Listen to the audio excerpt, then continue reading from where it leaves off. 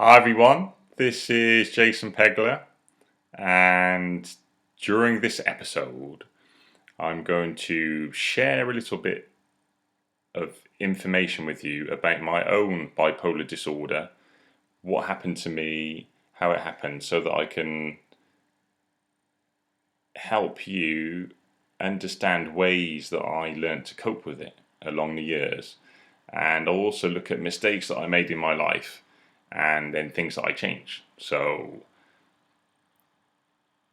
now, I will go to one or two places that are quite intense, but I'll snap out of it because I want you to be in a kind of a peak state. So I think it's really important that before you listen to this, that you just do five minutes exercise. You could do half an hour if you can, but at least 5 minutes getting yourself in a peak state.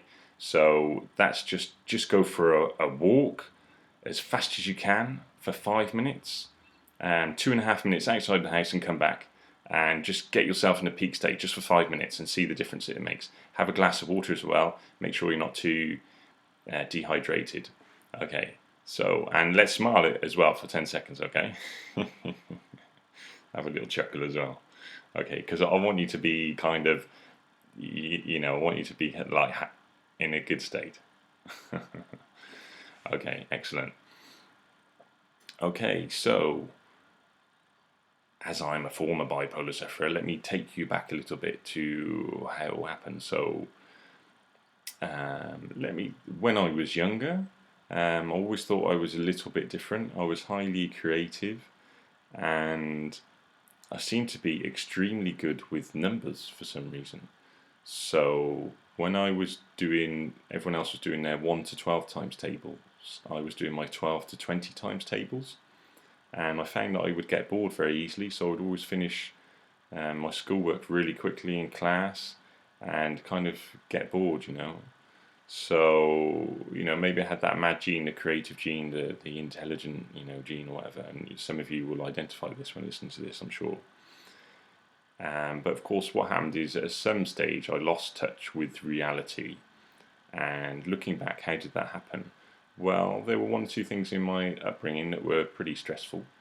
But nothing that necessarily says, look, this is why you have bipolar disorder, okay?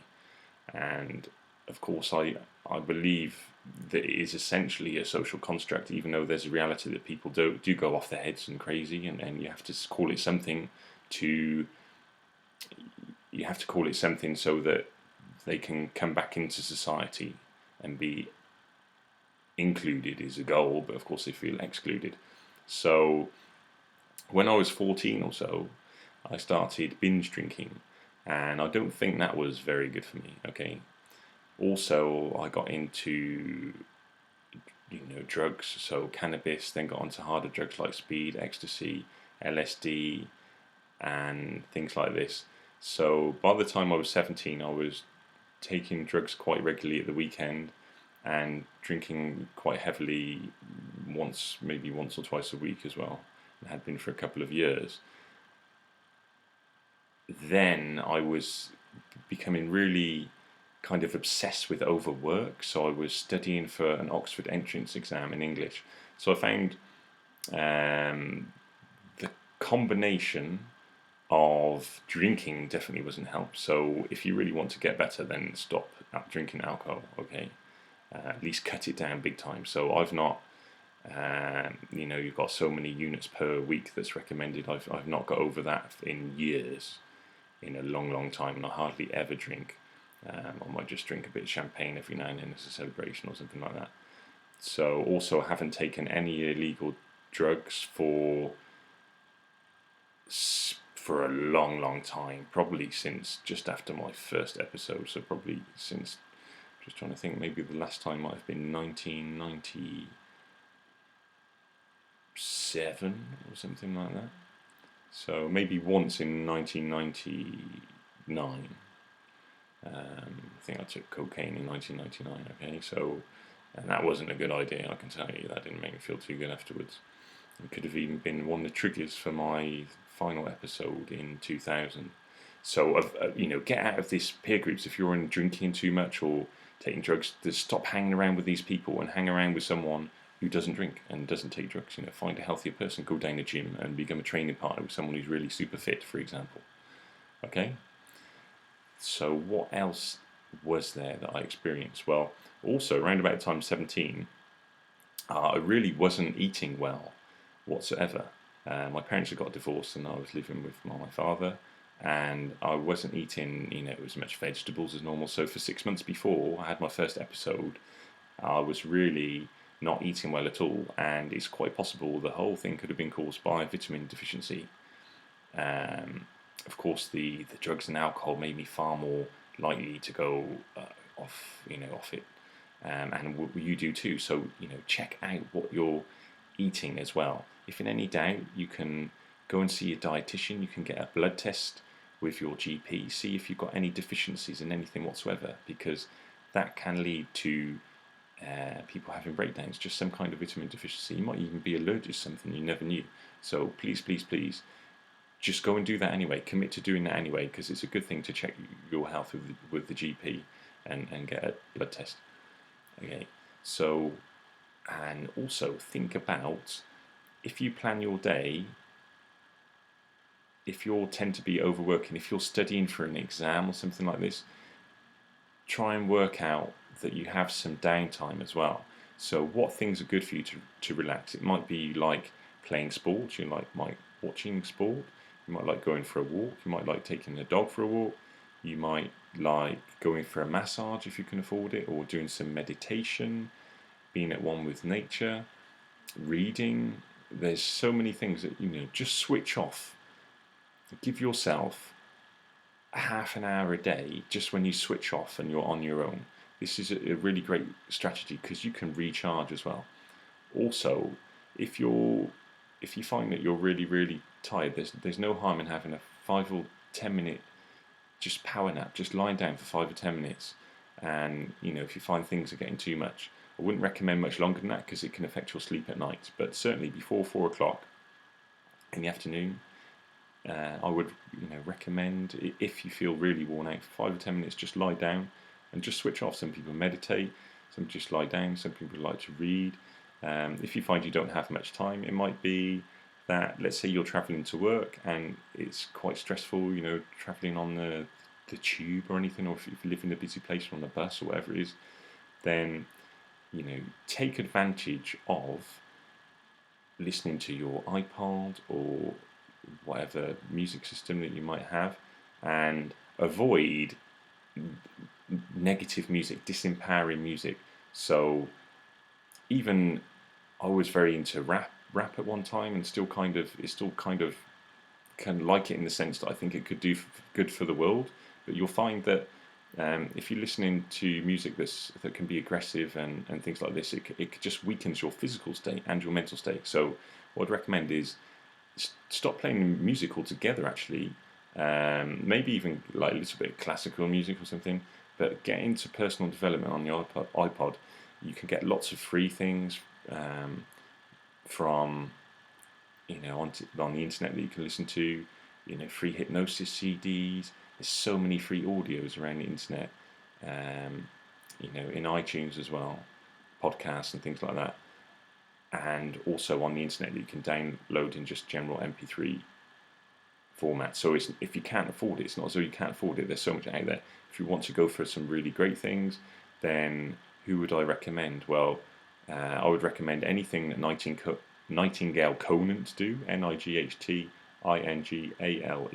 Conant. Check them out. They're pretty amazing. They've got hundreds of different authors, and they're quite amazing things. I'd recommend anyone that Jim Rohn mentored, Jimrohn. So that would be like Tony Robbins, Brian Tracy, Les Brown. There's lots and lots of people that he's influenced, and things like the Secret, that is really quite interesting, fascinating stuff. The Tony Robbins, like I said, just get into personal development, spirituality, Wayne Dyer, Deepak Chopra, Eckhart Tolle, things like this. And I would pick a collection. So don't just go business. Have a combination of personal development, fitness, health, psychology, whatever it is, have a combination, spirituality, all these things, they can really, really help and make a massive difference. If you think about it, most people, they'll wake up in the morning, and how can they have the most amazing life ever and really ultimately, conquer, cure their bipolar disorder? They wake up thinking, oh, I've got bipolar disorder. Oh, I'll go downstairs, watch a telly, I'll watch the news. Oh Lord, isn't that terrible? That story, someone's been killed, someone's been murdered, something. And then you read newspaper. Oh look, isn't this horrible? Oh, what tragedy! And then you go and have a coffee and go to work or whatever. Or you know, no wonder people get so unhappy and you can't snap out of it. So make your own news. Be this kind of person that is committed to making your own news. This is really, really important, okay? So it can be a complete shift in consciousness, okay? And make the decision to do this today, now. Stop watching the news completely. You can make your own news. If you're interested in technology use, you can get a Twitter feed on certain things or something like that, and have it on your phone. But just avoid it. Just avoid it completely. Try it for a week, and you'll feel so much better. Just commit to doing it. Please, please, please. Just this one strategy alone will totally change your outlook and how you feel. What else do we know from life? What does life teach us? Well, the thoughts that we develop become our actions, if you like. So if you think about it, how we think is where we end up. How we focus is where we end up. So we have to get the right thoughts in our mind. So how do we do this? By getting ourselves in a peak state, by thinking highly of ourselves, and by pushing ourselves as people. And that we can do it in a natural way as well. So we can just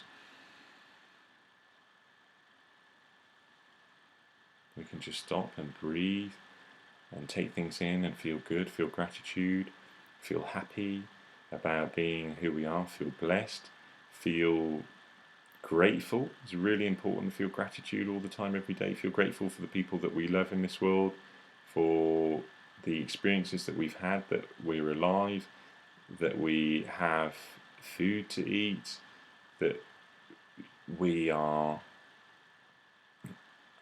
in a position where we're in the knowledge era, if you like. So we have so much information, we can find out anything we want in the world by just Googling it. Just think about how lucky we are, and how lucky you are, and how you can really, really get better.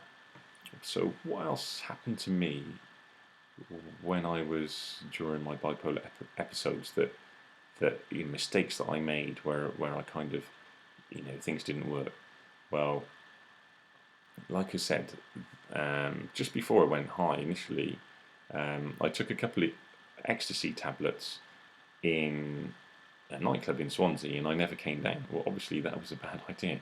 Okay, so avoid the illegal drugs if you're in on that scene at whatever age you are. Please, please, please get out of it. It's just a matter of time before you break down. I know people that it happened to me when I was at school when I was 17. People have come back to me years later, 5, 10, 15 years later, and then cracked up later. I know people who have been fine till they're 50 or 60, and then they've cracked up because they've been smoking cannabis or whatever. Obviously, some people say there's some benefits from cannabis, but I would just say, from my experience, no kind of drugs work. I don't really want to get into a debate about that because there might be a cathartic value for some physical needs or whatever. But the point is here that you really want to focus on taking responsibility for your life. The moment I did that, my life totally changed, and I did it on a number of occasions. But the first time I did it, it just took a huge step. And you can take steps to improve every day. Life is in peaks and troughs, so I really think that we grow or we shrink every day. Okay, so you need to make the decision now to say, look, I'm the kind of person who's going to improve my life now. and today, and just get on with it really. And if you think like that, you'll find that life will be definitely better. It will be more helpful for you. It's absolutely no doubt about it. What else is there that can be really, really useful, that can help you to have the best health that you ever had? Just have a think about it, okay? I think you really need to be aware that you're a human being with great value, and you need to congratulate yourself for everything that you've made a success of in your life. Now, it may be that you're in a position where you think, oh, I can't think of too many things now. But what I want you to do is to just stop me now and come up with 5 things that you're really, really proud of that you've achieved. And whatever it is, if it's for being a father, for getting a job, for passing an exam, for getting this really healthy, or being nice to somebody, whatever it is, please come up with 5 reasons and stop me now.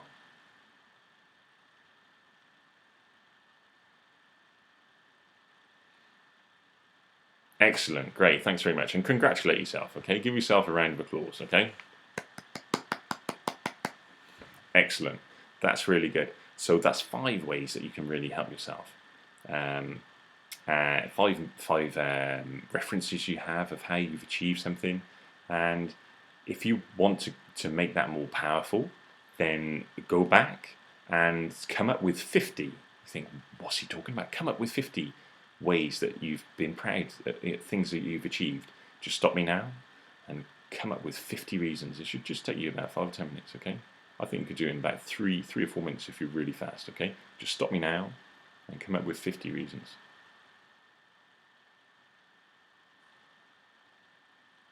Excellent. I hope if you haven't done it, please go back and do it, okay? This is really important. This is going to make a big difference.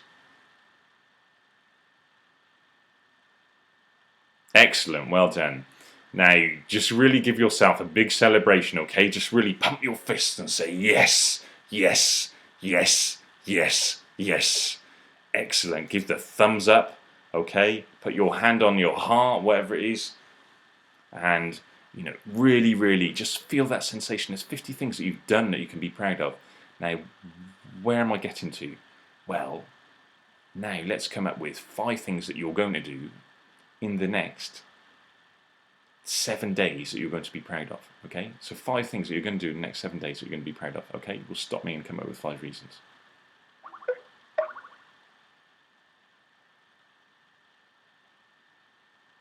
Excellent. So you come up with the 5 reasons. That's great. Lovely. So proud of you for doing that. So you come up with the 5 reasons. You're going to celebrate? Yes, yes, yes, yes, yes. Excellent. So you've got 5 reasons. 5 ways that you're going to make your life better in the next 7 days, okay? And stop me again, and we're going to come up with 50 ways in the next 30 days, okay? 50 ways in the next 30 days, okay? So you're going to stop me now?